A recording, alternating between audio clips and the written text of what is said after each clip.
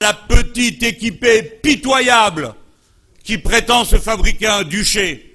Voilà, Agnès Lebrun, maire de Morlaix, les élus de droite et de gauche qui sont interpellés par cette syndicaliste de chez Doux. De chez Doux, en Bretagne. La colère bretonne, symptomatique. Elle n'est pas que bretonne, c'est partout. Non, je sais. Vous avez 7 gars qui font la grève de la faim devant PSA depuis des jours et des jours. Oui. Et il y en a partout dans tout le pays. Oui, oui. Vous comprenez? Vous comprenez pourquoi tant de fois je suis venu ici, vous avez dit, oh Mélenchon il se fâche. Il se fâche. Oui, parce que j'exprime ça, moi. Mélenchon, il dit ce qu'il a envie de dire. Il n'y a aucune raison que ce pays aille si mal. Il y en a marre, monsieur Bourdin. Il y en a marre. De l'argent, il y en a. Il est confiné à certains endroits. Le pays n'a jamais été aussi riche. Il n'y a aucune raison qu'on soit dans cette situation. Et pendant ce temps-là, quoi? Vous vous querellez avec les communistes. Non. Tout ça pour des questions de municipales. Mais c'est vrai. C'est vrai ou c'est faux? Je ne me querelle pas, monsieur, c'est une noble et belle bataille. Bon, monsieur Bourdin, vous me donnez l'occasion de dire justement de quoi il est question. Oui. Je pense que dans cette situation, il faut être clair et droit dans ses bottes. Moi, je veux avancer clairement. Les Français sont libres, c'est une démocratie. Ils votent pour qui ils veulent. Mais quand ils votent sur un bulletin de vote où Jean-Luc Mélenchon dit « ça, c'est honnête », alors ça doit être clair. Je veux qu'on rompe avec toute cette politique qui ne mène nulle part. Mais pourquoi est-ce que vos alliés communistes s'allient pour les municipales avec les socialistes, notamment à Paris? Non, pas notamment. Écoutez-moi, monsieur Bourdin. Premièrement, si vous avez une question à poser aux communistes, vous la posez aux communistes. Moi, je vous réponds pour moi. Oui. Dans le pays aujourd'hui... Qu'est-ce que vous leur dites? Alors, qu'est-ce que vous leur dites? Écoutez-moi. D'abord, je leur dis la chose suivante. Dans les 9/10 des villes de France de plus de 20 000 habitants, il y aura une liste front de gauche au premier tour. Pourquoi? Parce qu'il y a 2 tours. Parce qu'il n'y a pas de risque que la gauche soit éliminée. C'est un mensonge. Parce qu'il suffit d'avoir 10% des suffrages exprimés pour être présent. Pourquoi faut-il qu'il y ait une liste du front de gauche au premier tour clairement distinguable? Pour que les gens de gauche arrêtent d'être pris en otage, qu'on leur dise tous les jours, si tu votes pas socialiste, quoi que tu n'en puisses plus, quoi qu'ils soient en train de ruiner la politique de ce pays parce qu'ils ont une vision de droite de l'économie, la même que M. Sarkozy qui nous a déjà conduit au désastre où nous sommes, il faut qu'on puisse nous identifier. Il faut qu'on puisse mettre un bulletin de vote qui dit, moi je crois qu'on peut tirer le pays d'affaire avec ce bulletin-là. Et moi je suis capable de tirer le pays d'affaires. On sait comment faire, il y a différentes propositions qui sont faites. Donc, mais vous vous sentez trahi par vos alliés ou pas parfois? Mais non, mais vous aimeriez que je dise ça ou quoi? Mais non, c'est pas que j'aimerais, je vous pose... Il y a une discussion. Bon, on va pas, il y a une discussion. Voilà, à Paris, qui est la première ville de France. Voilà.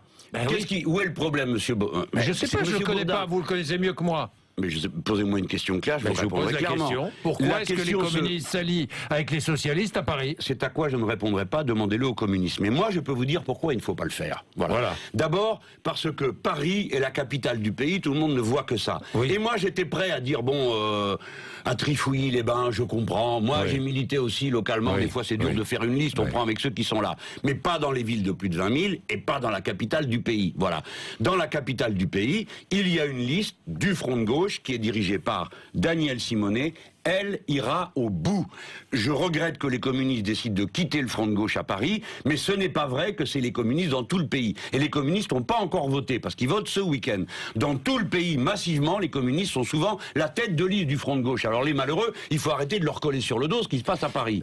Et à Marseille. Puis, alors attendez, je vais vous en dire quand même une bien bonne, c'est que dans cette histoire, ce qui me rend malheureux, c'est que notre affaire, elle avance. Non seulement il y a des listes front de gauche partout, il y a des gens qui viennent avec nous, mais il commence à y avoir des membres d'Europe Écologie Les Verts qui viennent aussi faire des listes communes avec nous. On est en train d'en discuter à Grenoble, à Rennes, marché conclu, à Cholet, marché conclu, je crois que c'est à Limoges, la discussion est en cours. Donc ça veut dire que le front, comment dire, cette nouvelle gauche, cette nouvelle majorité de gauche à laquelle j'aspire, bon sang, ça avance. Et c'est le moment où on irait dire, ah ben non, finalement, tout compte fait, on retourne à la niche avec les socialistes. Non, camarades, ressaisissez-vous, portez votre drapeau, n'ayez pas peur des électeurs. Des fois, ils nous donnent tort, mais des fois, ils nous donnent raison. Et là, ça vaut la peine. Et à Marseille? Quoi, à Marseille? Quand vous avez vu ce qui s'est passé aux primaires, quel est votre sentiment? Ce sont les affaires des socialistes, c'est très traditionnel. J'ai milité au Parti Socialiste, je connais tous les Marseillais qui sont là, certains étaient des amis personnels, mais moi, à Marseille, j'ai une autre solution. Hein. Vous oubliez tout ça et vous votez pour la liste du Front de gauche. Parce qu'à Marseille, deuxième ville de France, les communistes, les PG et tout le monde est uni derrière une liste Front de gauche. Et là, nous aurons des candidats tranquilles, ça ne sera pas ce folklore, et les gens pourront voter à gauche sans se boucher le nez. Merci Jean-Luc Mélenchon d'être venu nous voir ce matin à 8h55. Je regrette que ce débat se concentre uniquement sur l'extrémisme politique de droite. Ce débat n'est pas un débat équilibré. Il faudrait également parler de ce qui se passe à gauche, puisque en démocratie, on rencontre ces deux types d'extrémisme. Il y a des mouvements, des partis politiques extrémistes qui font partie du paysage politique en Europe, et cela mine la démocratie, ça alimente l'intolérance, la violence. Ce sont des caractéristiques qui renforcent aussi l'euroscepticisme. L'Europe passe par des phénomènes d'extrémisme qui sont étroitement liés à la crise.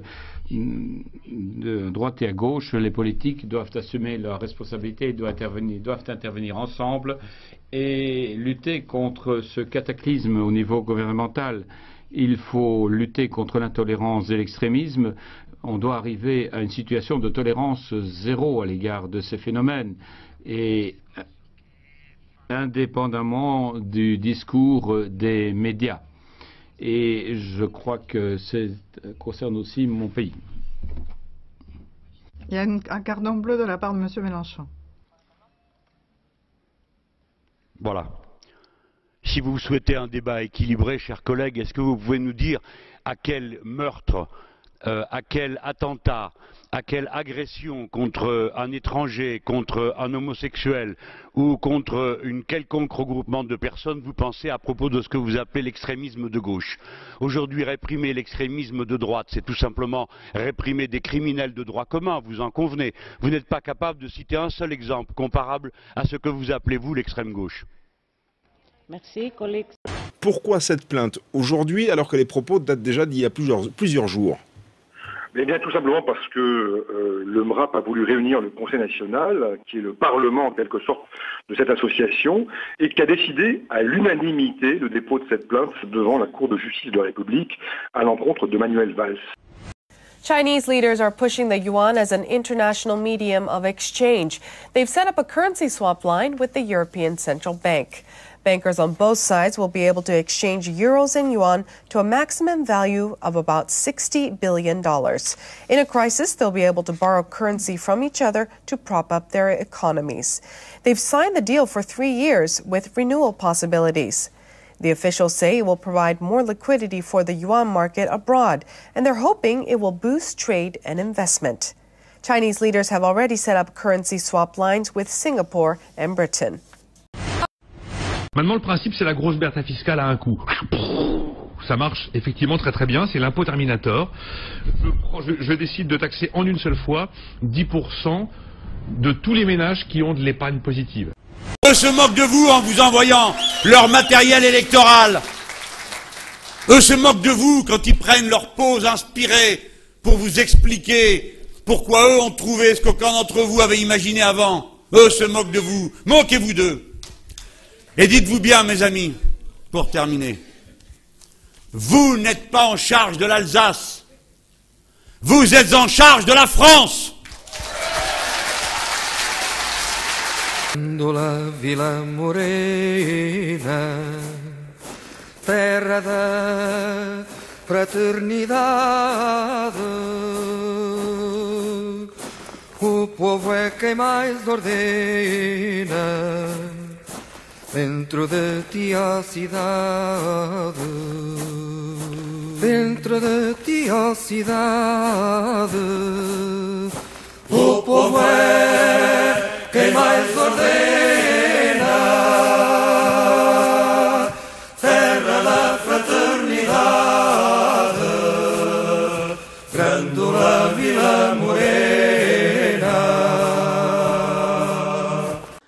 Nous sommes dans une situation particulière de crise du système oligarchique et nous estimons qu'aujourd'hui que ces élections municipales doivent être un temps qui poursuit le processus de révolution citoyenne. Ça veut dire que dans cette bataille municipale, notre rôle est notre premier rôle essentiel et que l'ensemble des éléments de notre programme et de nos axes de rupture et de nos radicalités concrètes doit permettre justement de convaincre l'ensemble des citoyens et des citoyennes qu'il n'y a aucune fatalité à la spéculation immobilière, aucune fatalité aux intérêts privés qui ont pris le devant et le pas à l'encontre des intérêts généraux, aucune fatalité à ces politiques d'austérité.